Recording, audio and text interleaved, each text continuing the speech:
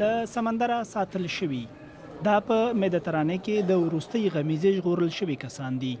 دوی د مصر پوځ ژغورلي، خو اوس د پولیسو په بند کې دي. په اوبو کې له 8 ساعتونو وروسته دوی خورا ستومانه ښکاري او بیسیکي یې په مخونو کې له ورایه معلومیږي. ډیر ځوانان د مصر له بېوزله ټولنو دي چې ویل یې ایټالیا ته د کار لپاره تلل. دوی وایي له 550 ډیر کسان په یوه کښتۍ کې اچول شوي وو. المركب كانت صغيرة. 19 کلن احمد خالد وایي کښتۍ ډیره کوچنۍ وه. په کښتۍ کې د 200 کسانو ځای و. موږ ورځې په سمندر کې وو او نور کسان هم کښتۍ ته راوړل. د کښتۍ له ډوبېدو مخکې له نیمایي ډیر عمله وتښتېده. محمد ژغورل شوی، خو 14 کلن تربور یې امیر ورسره نشته. الله يرحمه وربده وجنه. خدای تعالی دې امیر او ټول هغه ځوانان چې مړه شوي وبخي.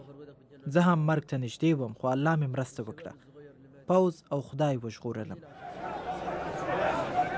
د پولیسو له مرکز د باندې قهرېدلي خلک راټول شوي. دوی شکایت کوي چې د ډوبېدونکې کښتۍ اشارې ته ساعتونه وروسته ځواب ورکول شوی. ژوندي پاتې شوي په بند کې له شپې تېرولو وروسته راڅرګند شول. ګڼو خپلوانو کرۍ شپه په دې هیله دعاوې وکړې چې د خپلو عزیزانو په تړاو ښه خبر واوري. احمد عبدو ته همدا اوس خبر ورکول شو چې 14 کلن زوی رضا یې مړ شوی. یو بل ځوان د ښه ژوند په لټه قرباني شو.